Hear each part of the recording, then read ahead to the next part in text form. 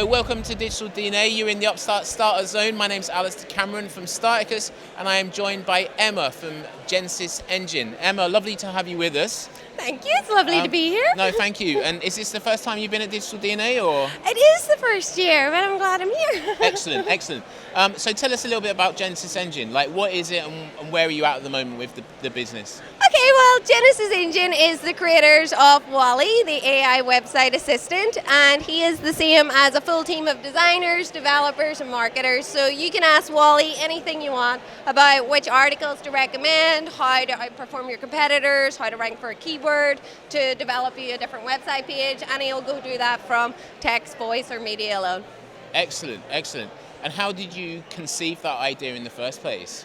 Well, I used to work for a local charity, and one day I received a quote for like $2,500 to implement a small bit of code, which I reduced down to £17.50. And it was the first time that I realized the divide that existed between businesses with tech experience in-house and businesses without. Yeah. So I decided to make an automated system that could fill in the knowledge gaps and reduce that time for those small businesses. Wow, okay, cool. And like, obviously I'm going to ask the ChatGPT question, like how do you differentiate yourself from basically what is quite a kind of holistic ChatGPT process at the moment? So ChatGPT is just a language model.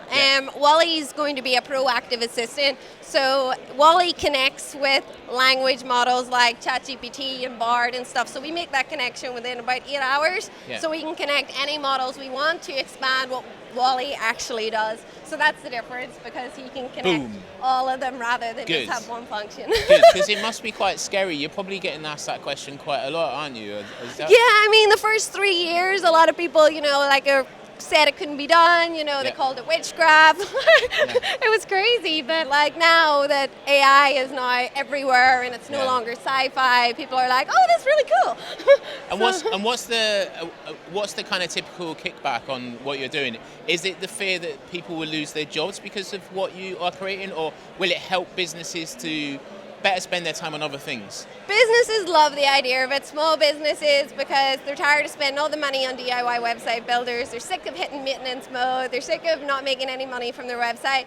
The resistance that we get is from organizations that offer grants for development and stuff like that we can replace.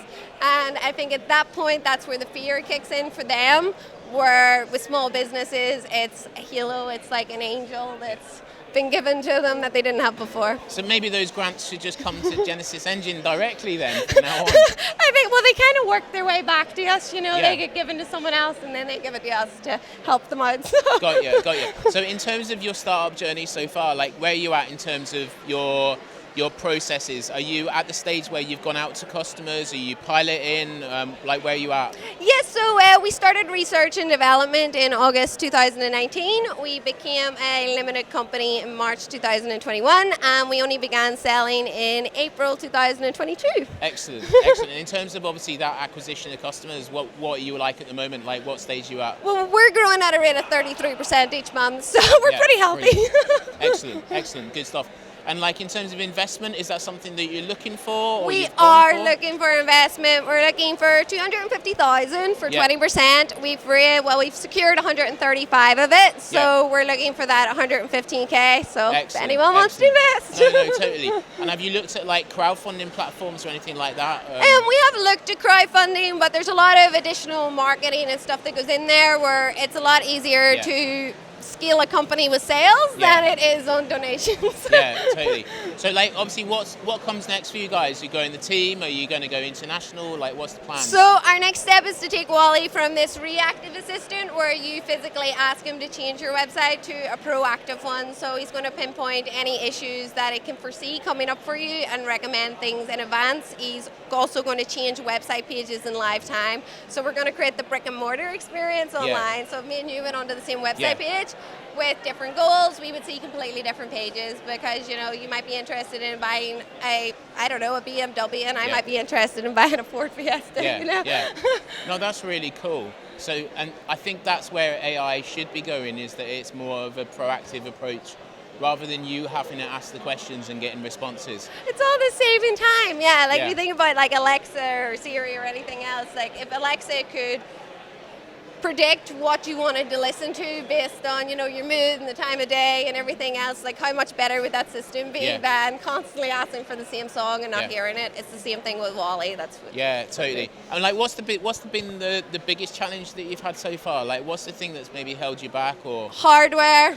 Access to hardware in Northern Ireland is quite small.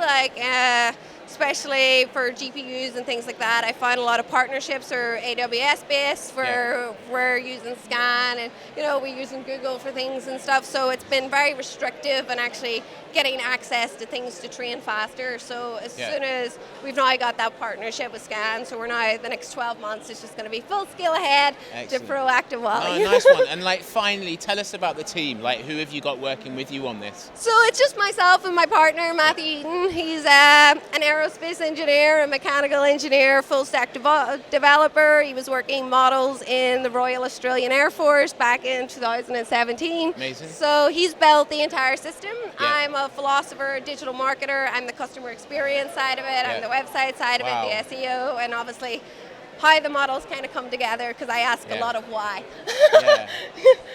Which is good, because obviously you're the customer at the end of the day. Like, you need to understand it yourself before you can sell it to anyone else. Exactly, and unless you have full understanding, you're going to spend a lot of money doing a lot of things where, because of our unique skill sets, we've been able to move very quickly and we're very flexible. Excellent. So finally, like a shout out, where can we find you on social media?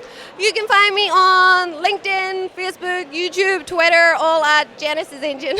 Genysys Engine. It's Emma McClenaghan. My name's Emma McClenaghan, Okay, brilliant. It's great to have you with us today. Enjoy the rest of the day, and we'll see you later on for the networking piece this evening as well. Thank you so much. Thanks so much. Cheers. Bye-bye. We'll be back soon.